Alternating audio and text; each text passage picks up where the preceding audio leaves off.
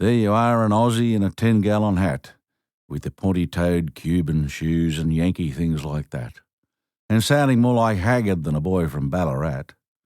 I'm sorry, but I don't understand. Chapter 36. I'm sorry, but I don't understand. I've spent years trying to encourage young artists to be themselves, to be original rather than thinking they have to sound like Americans. It still bothers me that our country music is put in the same bag as American country music. I first heard Sarah Storer singing at a Country Music Association of Australia function in Sydney. The self-penned song she sang was called Man Trap. It was quite a simple song about how she was going to build a man trap to catch a husband. She told me afterwards that she would also like to dig a hole and keep a man in it. Her sense of humour is unusual but altogether charming. She finally trapped her man, Dave, but fortunately she didn't need a hole to keep him in. It blew me away to soon discover that Sarah was a Mallee girl, originally from Robinvale district and a wheat farmer's daughter. No wonder there was an immediate connection. She was born just up the railway line from Quambatook. Sarah's sweet, pure Aussie voice caused tears to run down my cheeks and into my beard. At last, he was a girl who understood that you don't have to put on an American twang to make it in country music. He was someone who could carry the flame for those of us who truly believe in real Australian country music. Not long after I heard her, Jeff Chandler, an artist manager, asked me who I thought had potential. He was looking for someone he could take on and manage. I had no hesitation in recommending Sarah, and he signed her up. At the next Golden Guitar Awards in 2004, Sarah took home 7 golden guitars for her first album, Chasing Buffalo. This was a record for the most awards won in any one year in the 32-year history of the awards. But even after such an outstanding achievement, the Country Music Association of Australia received an email from some old biddy saying that Sarah shouldn't have won any awards. In other words, the lady still had a complex about her accent. Sarah is living proof that a girl can sing with an Aussie bush accent and sound as pure as Joan Byers. Add to that, she has the astounding gift of being able to coin a phrase with a sense of honesty, love and humour that endears her to everyone. The only thing I reckon that is holding her back from being a legend in a lifetime in Australia is her lack of ego and drive that one needs to be a star. But that, of course, is a big part of her appeal. What's more, she is a natural mother, and 3 strapping young boys are going to pull her heartstrings and keep her from pursuing a full-blown career at the moment, and now she's pregnant again. My bet is that her love of singing and writing will keep her in the business for a long time, and her legend will grow at her own charming pace. I believe Aussies will continue to discover her, and the fans will grow as they realise we have an absolute treasure in our midst, someone who we all should be really proud of. My love for her as a person and a singer-songwriter goes back to the very first time I saw her sing. I was lucky to record a duet with Sarah on her song Raining on the Plains, bringing me an unexpected golden guitar in 2004. We recorded another duet, Posse, on her latest album, Lovegrass, winning Vocal Collaboration of the Year at the 42nd Tamworth Country Music Festival in 2014. In fact, Sarah scooped the pool at the awards, taking out the coveted Album of the Year award and being named Female Artist of the Year. I don't make a habit of taking other artists on the road with me, although I get many requests from people to be my support act. If I took a support act, then it would leave less time for me to be on stage, and I'd disappoint loyal fans who have paid good money to see me. I know how often my fans will say to me at the end of the concert, "But you didn't sing such a song." The truth is, having written about 500 songs, I can't possibly sing them all. There are some I can never leave out, and that list is becoming longer. However, not long after Jeff Chandler signed up to manage Sarah, I suggested she come on the road with me, just for one tour. I wanted to encourage her to believe in herself and not rely on too many musicians. I could see straight away that people were trying to influence her to be like so many others. In other words, Sarah didn't need to be drowned out by a band. As long as she improved her guitar playing, she'd be able to entertain without all the bells and whistles. I told her it was a long road to hoe, but it would stand her in good stead if she concentrated on being the Sarah she's always been. I've seen so many young artists fall by the wayside because they haven't been original and stuck to their brand. There are a lot of forces out there to push you in different directions, especially from record companies who really understand how the artists feel. More often than not, it's from people who have never made it themselves or who are entrenched in the American way. The other exception I made, and only once as well, was for my eldest daughter, Amy. We could see from an early age that she was born to perform and sent her off to the Johnny Young Talent School once a week. I arrived early one day to collect her and her sister Georgie, only to hear them singing something like "We Are American Kids." I was extremely pissed off and told them I was taking the girls out of the music school if they didn't change the word to Australian. Georgie learned guitar there, but Mary Kay always said she only took up guitar to please me. From the Johnny Young School, Amy went to Macdonald College at Strathfield, a college that concentrated on the performing arts. It gave her confidence and grounding. For her final exam, she asked me to accompany her on guitar while she sang Hawkesbury River Lovin'. I must have been more nervous than she was because I messed up the introduction, which amused the adjudicators, but she sang on to get full marks for her voice. I could see that Amy needed to entertain and write. Mary Kay, however, encouraged her to study voice at the Conservatorium of Music, and she won a scholarship to study opera in Germany. She was employed for a while by Opera Australia, but she was always a writer and is making a name for herself at folk festivals in Australia, singing mainly her own songs and accompanying herself on keyboard. I've always been there for her for advice, but she's needed to stand on her own 2 feet and not be regarded as John Williamson's daughter. Her original songs are more modern folk. I'm proud of Amy's achievements. It's hard to imagine that her beautiful daughter, Lara, won't be in the music business. It will be interesting to watch as she grows up. Her father, Clemens Lesky, is a renowned classical pianist. Her paternal grandparents are world-renowned as well. Clemens Sr. for the piano and Beryl Kimber for the violin. And on Amy's side, of course, she has me and my musical parents. So look out, Lara Lesky. She sounds famous already to me. It's not often that I record other people's songs either. I made an exception with a few songs penned by a Melbourne songwriter, Bob Brown. He wrote Home Among the Gum Trees in a hotel room in France. He also wrote Santa Bring Me a Dinosaur and Big Bad Bushranger, which I recorded for my family album number 2. Bulla McCanker was a thriving bush band in the 80s, and they had recorded Home Among the Gum Trees. Along with the Bushwhackers band, they kept the Australian folk music scene going. Bulla McCanker's haunts were North Coast New South Wales and South East Queensland. It is their version of the song that I recorded. The kangaroo starter in the song was their idea. They also used to sing a bong or two, which I cut out when I left the pub scene. Most people think I wrote the song, and I rarely sing it anymore, as I have turned with my own songs to fill the shows. But Home Among the Gum Trees, I have to admit, is one of the best sing-along songs to celebrate loving our homeland. I often worked with Bulla McCanker around the traps and thought they were ideal to back my song Goodbye Blinky Bill, written to raise money for the New South Wales Koala Preservation Society. Sadly, not long after we released Goodbye Blinky Bill, Rex Radonich, the banjo player, was killed in a road accident just north of Sydney. The whole band was in the van when a utility swung from the other side of the road and collided with them. They all said Rex swerved left to take the full brunt of the collision he was driving. On the back of the single cover of Goodbye Blinky Bill, there is a dedication to Rex Radonich, a real good bloke. I had a lot of time for the man. The band called, somewhat ironically, Blinky Bill. I have rarely agreed to work as a support to an overseas artist. However, in the 80s, I did perform for the first half of Johnny Cash's shows in Tasmania. I'm a fan of Johnny, and I had sung a couple of his hits on stage before I started writing more material to fit an all-Australian show. There were 2 concerts, one in Launceston and one in Hobart. Johnny had his wife, June Carter, and his son with him, plus a band. His son played a stint on the drums. It was no Johnny Cash or June Carter.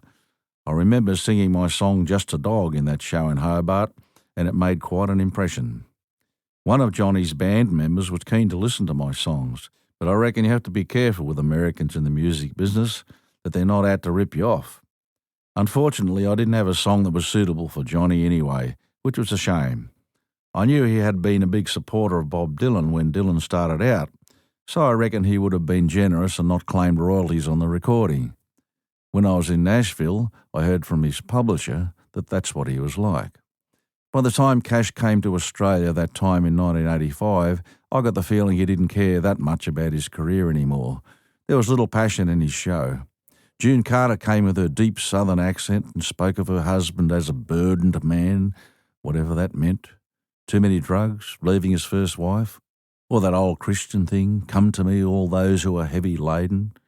They used a screen as a backdrop and showed an old train puffing along during Orange Blossom Special and other scenes to go with songs.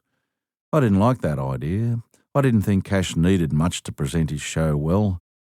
I like to leave it to the audience's imagination and have a fixed scene with big gum trees under the stars. But it took being the support for Johnny's show to make me realise what was best for me. I found his presence alone was quite awesome. When he sang a very low note and held onto it, the women, young and old, started to get out of control. Now that's real macho. I stood next to Johnny outside the tour bus and only came up to his chest. However, under his big black coat he wore platform boots, while I was in sand shoes. I felt like I was standing with Darth Vader. He was a big man, and when he sat on the armrest of the seat to chat with his band in the bus, the arm of the seat caved in. He coolly stood up and strolled back to sit with June. In August 2012, I performed a double bill at the State Theatre in Sydney with Kenny Rogers. I performed the first half of the concert. This time, I wasn't so much a support artist, but a replacement for Glenn Campbell. Glenn Campbell's memory was failing and he was too ill to make it to Australia, so Australian artists took his place at quite short notice. The audience was there as much for Kenny Rogers as they were there for Glenn. I was quite pleased to get the chance to sing to Kenny's audience, knowing I couldn't go too badly if they liked country music. But more than that, I figured that I could gain some fans who potentially had never really known my songs. I believe nowadays that I can win over any Aussies who come to my show because my songs are about them.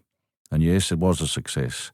I had Cole Watson on guitar and Dave Ellis on bull fiddle, and we had a ball. I've performed in the State Theatre a couple of times before, and it's a beautiful theatre to play in. Unlike Joan Baez, who I had the privilege of meeting backstage after her concert at the Sydney Opera House in 2013, Kenny was very generous with his time. He didn't mind me introducing some friends to him and having photos taken with him. He obviously did this regularly backstage after his concerts. As it turned out, a little while later, Kenny was on stage after me at the Gympie Muster. Without any prompting, Kenny asked after me and invited me to come and say good day in his dressing room. He's a great bloke. I like him. His performance skills were worth watching and he had a great rapport with his audience, but he's definitely showing his age. So I don't imagine we'll see him in Australia much more, if at all. I was reminded recently of another backstage meeting when I saw a television program about Michael Hutchence. I can understand why Kylie Minogue caught his eye. I met Kylie in the mid-1980s when I was awarded Best Australian Country Record at the Arias. In Excess also won an award that night, and I had a photo taken with them and Kylie. At the end of the night, when all the award winners stood in line for a photo, I made sure I was next to Kylie. I knew where the cameras would be pointed. A few years later, I sang Raining on the Rock with Warren H. Williams at the Arias in the State Theatre in Sydney. Kylie was there again. I walked up to remind her that we'd met before. Any excuse would do. But once I stood face to face with her, my jaw dropped, and all I could say was, I was speechless. Kylie gave the cutest smile and chuckled. I'm sure she was quite used to men being gobsmacked by her. In 2010, my 40th year in the business, Marius Ells took on the role of my promoter. He and another promoter, Danny Domro, convinced me that I should do something special to mark this milestone in my career. They suggested doing a series of concerts in the capital cities with symphony orchestras. The idea was a bit daunting for me, but they convinced me to do it. Guy Noble, the main conductor with the Sydney Symphony, was responsible for orchestra arrangements, although he spread the job around with some fellow musical arranger friends. Col and I met Guy a few times during this process to ensure I was happy with the feel of the arrangements. Brass instruments don't suit my music in my opinion, and Guy respected my input. We started with the Sydney Symphony at the Sydney Opera House. That first concert was on the night of the 29th of October 2010. The only rehearsal I had with the orchestra was that same afternoon. On the night, I mistakenly dropped the second verse in Look Out Cunnamulla. I kept finishing before the orchestra did, so we tried again twice. I was dying inside because I couldn't figure out what was going wrong. Just to calm my nerves, Guy stepped off his conductor's podium and came to me with the music and started pointing to the notes. I pretended to understand what he was pointing out, but all the while I'm thinking, what the fuck am I doing wrong? The audience thought the whole thing was hilarious and really laughed. The third time I concentrated hard and realised my mistake. At last we finished together. The audience went off, applauding and whistling madly. All this happened in the second half, thank goodness. By then the initial adrenaline had passed and I coped with it and carried on. Had it happened in the first half, I reckon the whole night would have been a disaster. My nerves would have been shot. The night with the Queensland Symphony Orchestra, things went wrong as well. I use in-ear monitoring, plugs in the ears like headphones. Unfortunately, the plug for the left ear was turned off. I performed the whole of the first half deaf in one ear. They got it right for the second half and I got a standing ovation, which proves to me an audience can be forgiving as long as you battle on with confidence. I probably performed the second half with even more enthusiasm than normal to make up for the first half. Afterwards, people said they didn't realise I was struggling, which shows that acting comes into it. I was beside myself during interval. By the time we played with Orchestra Victoria in Melbourne, I was feeling much more confident and the musicians started to feel like a big backing band. It surprised me that many of the players in these prestigious orchestras told me how much they enjoyed playing with me, and they were brought up on my music. They were certainly not the music snobs you might imagine. These were very special concerts, and I'll certainly never forget them. With my 40th year in the business came many interviews and media articles, orchestra concerts, another album, plus a tribute album, a special presentation by Governor-General, Her Excellency, Ms. Quentin Bryce AC, and to top it off, being inducted into the ARIA Hall of Fame. I don't like reading about myself any more than I like writing about myself, but other people showed me references to being an icon or a living legend and so on. How do I feel about that? Well, I guess one thing that I am proud of is that in my late 60s I'm still writing strong songs. I think the fact that I've never wavered from my belief in writing about us as Aussies has contributed, about how this ancient land is our most precious heritage, about how this island continent makes us a unique mob. Australians are still coming to understand how powerful the spirit of this place is. The emails, letters and comments after my shows prove to me that my message is ringing clear to many people. If that makes me a legend, then I'm proud of it because it's not really about my fame. It's about the effect my lyrics have on people. An icon? Well, that should be reserved for the likes of Donald Bradman. True Blue has possibly become an iconic song, but that's different. As soon as I hear or read the word icon, I think of a metallic monument or the angel on a Rolls-Royce bonnet or the bulldog on a Mack truck. I would like my True Blue flag to become iconic, to represent all that is fair dinkum in Australia and my kind of patriotism. Who wants to look in the mirror and see an icon? That's weird. Maybe it's time to change how I look. I don't think people understand what it's like to be seen as a product, like a tube of Colgate toothpaste. Most rock and roll albums have great artwork on the cover. I have to have the same old dial, my own face. They say it's a selling point. It's such a relief for me to go to our mountain hideaway and be a bushie again. To be able to wear the grottiest clothes, not do my hair, not trim my beard and stay grubby all day and wear a hillbilly hat. For a joke, in fact, I'd love to have an album cover with a tube of toothpaste playing a guitar, but there's no Aussie brand of toothpaste that I know of. Or I'd love to have an album cover with me wearing my grubby gear, but I'm not sure my record label Warner would approve. Veteran, it can herald the end of a career. I think I'd rather earn the title when I've stopped performing. I'd rather be someone who is still being discovered by people who haven't heard me before, rather than being pushed aside as a veteran or a legend. There's always the dream of writing a new song that blows all the others away. That challenge keeps me in there. At the end of it all, you either are a legend or you're not. It's not something to aim for because Aussies don't tolerate big egos. A legend in his own lunchtime is not something I want to be. Despite the fact that people think I've made it to the top of the pile, I've never really felt that I have. Andrew Denton's program Enough Rope didn't think I was worthy of an interview. They apparently told EMI, my record company at the time, that you have to be asked to go on Enough Rope.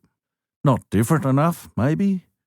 The irony is that, as a performer, it is different to be unashamedly Aussie.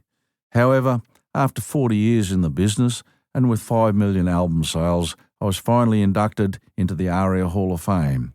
I was 66 when this honour was bestowed on me. I finally felt that the industry did respect what I have achieved, and I'm very proud of this award.